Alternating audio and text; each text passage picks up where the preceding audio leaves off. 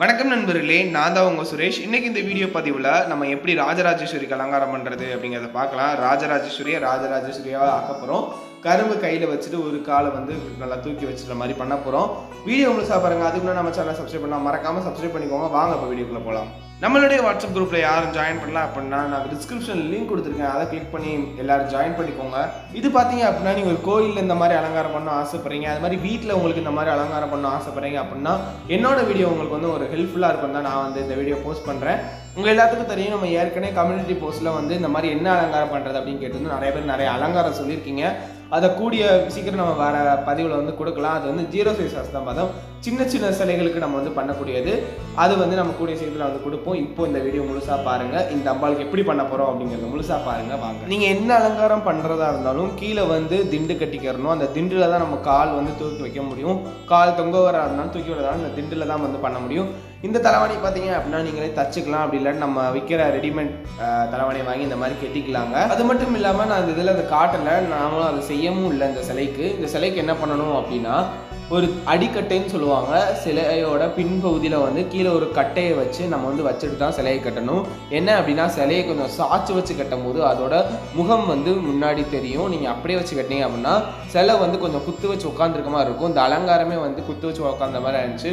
ஏன் அப்படின்னா அந்த கோயிலில் வந்து அடிக்கட்டை இல்லை, என்கிட்டயும் அந்த அடிக்கட்டை கிடையாது. அந்த சிலைக்கேற்ற அடிக்கட்டைன்னு ஒன்று வச்சுருப்பாங்க. அப்படி இல்லாட்டினாலும் நீங்கள் ஒரு சக்க கட்டை போட்டு நீங்கள் வந்து கண்டிப்பாக கட்டணும். அப்படி கட்டினா தான் அலங்காரம் பூர்த்தி ஆகும். இப்போ பார்த்தீங்க அப்படின்னா அம்பாளுக்கு நம்ம கால் கட்டுறதுக்கு நம்ம வந்து கட்டையை வந்து கட்டிகிட்டு இருக்கோம். அந்த சிலைக்கு ஏற்ற காலை கீழே வச்சு நீங்கள் கட்டணும். இப்போ ஒரு சிலை எடுத்துக்கிட்டீங்க அப்படின்னா அந்த சிலைக்கு ஒரு கால் இருக்குமா, தொங்க போட்ட காலும் மடிச்சு வச்ச காலம் இருக்குல்ல, தொங்க போட்ட காலு கீழே வந்து நீங்கள் வந்து இந்த கட்டையை வச்சு கட்டணும். நான் வந்து காலுக்கு நடுவில் வச்சு கட்டியிருக்கேன். காலுக்கு நடுவுலையோ இல்லை கீழே வச்சு நீங்கள் வந்து கட்டணும். அதுக்கு கீழேயோ இல்லை கொஞ்சம் நடுவில் தான் இருக்கணும். இப்போ பார்த்தோம் அப்படின்னா அம்பாலோட காலை வந்து கட்டிக்கலாம். ஒரு கால் தொங்க போட்ட மாதிரி, இன்னொரு கால் நல்லா குத்த வச்சுட்டு கம்பீரம் உட்காந்த மாதிரிங்க.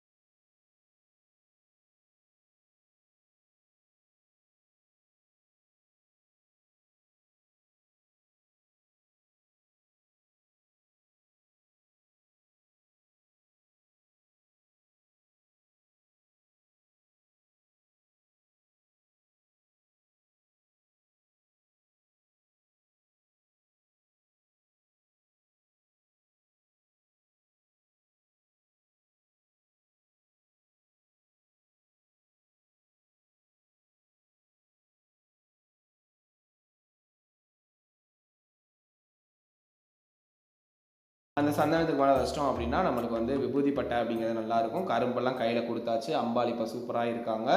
எல்லாமே பர்ஃபெக்டாக பண்ணிட்டோங்க. அலங்காரம் எப்படி இருக்குது அப்படிங்கிறத மறக்காமல் கமெண்ட் பண்ணிடுங்க. அம்பாலோட பின்னாடி ஜலை அலங்காரத்தை பாருங்கள். பின்னாடி நம்ம உடம்பு வைக்கலாம் நினச்சோம், பட் டைம் காரணமாக முடியலை. நம்ம அம்பாளுக்கு வந்து பின்னாடி வந்து ஜடை அலங்காரம் வச்சுருக்கோம். அம்பாள் சிம்ம வாகனத்தில் சிம்ம சொரூபமாக ரிஷபஸ்வரூபமாக வந்து உட்காந்துருக்காங்க. நம்ம ராஜராஜேஸ்வரி அப்படிங்கிறது வந்து சிவஸ்வரூபம், அதனால வந்து அப்படி உட்காந்துருக்காங்க. இப்போ நம்ம அம்பாவை வந்து சப்பரத்தில் ஏற்றுறாங்க பாருங்க.